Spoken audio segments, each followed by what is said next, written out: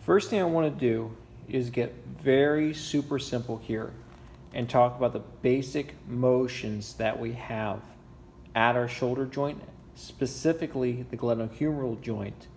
And then we'll get into a little bit of arthrokinematics, and then we'll get into some of the pathologies that we see. So really super basic to start off with here.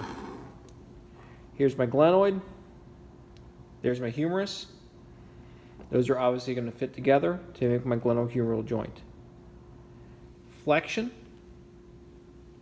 Think about I have now a concave surface that's stable and a convex surface that's moving. So I have a convex on concave. Flexion is going to see an anterior roll, posterior slide.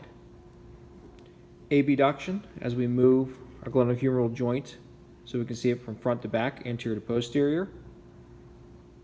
Now I have a superior roll, inferior glide.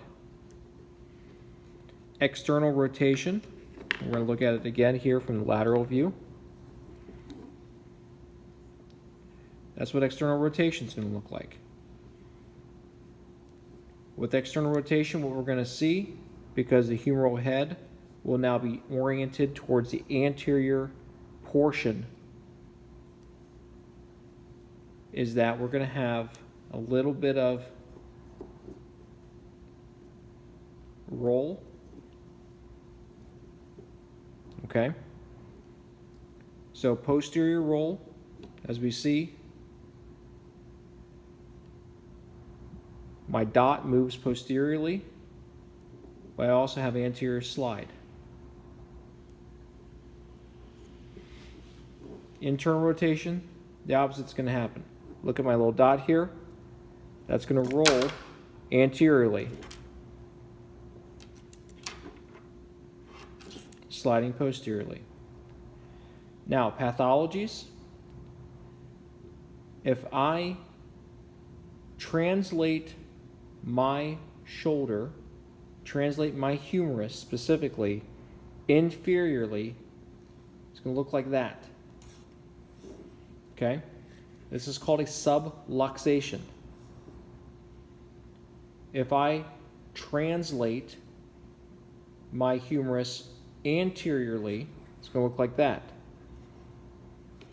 That's going to be a dislocation. If I translate my shoulder posteriorly, it's going to look like that. That's also going to be a dislocation. Remember that a separation is going to be a disruption of the acromioclavicular joint, obviously the joint that combines the acromion and the clavicle. So from here, what I want you to think about is what sort of motions may predispose us to some of those translations and therefore some of those pathologies. Let's think about it. I'll straighten out my arm here real quick. I said earlier that flexion is an anterior roll, posterior slide. Extension will be a posterior roll, anterior slide. So for example, if I am falling backwards and I reach my arm back to catch myself, I'm moving my shoulder into extension, and then I hit the ground, and the ground reaction force pops my shoulder forward. That would be a dislocation, because look, it's already predisposed with that anterior slide. We also know that my glenohumeral ligament out here in the front and my anterior capsule are a little weaker than the rest of the capsule. So when I hit the ground, the shoulder pops forward, causing a dislocation. If I'm abducting my shoulder, again, I'm going to have superior roll, inferior slide. That's going to predispose my arm to sublux and fall inferiorly, like that. Okay?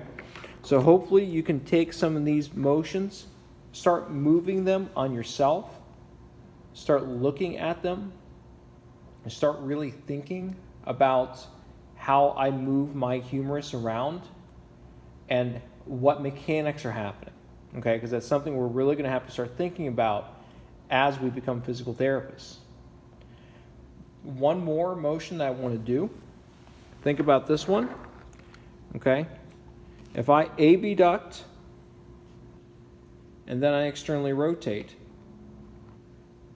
okay? So if I do a combination here, abduct and externally rotate, that's a lot of motion for a lot of our overhead athletes.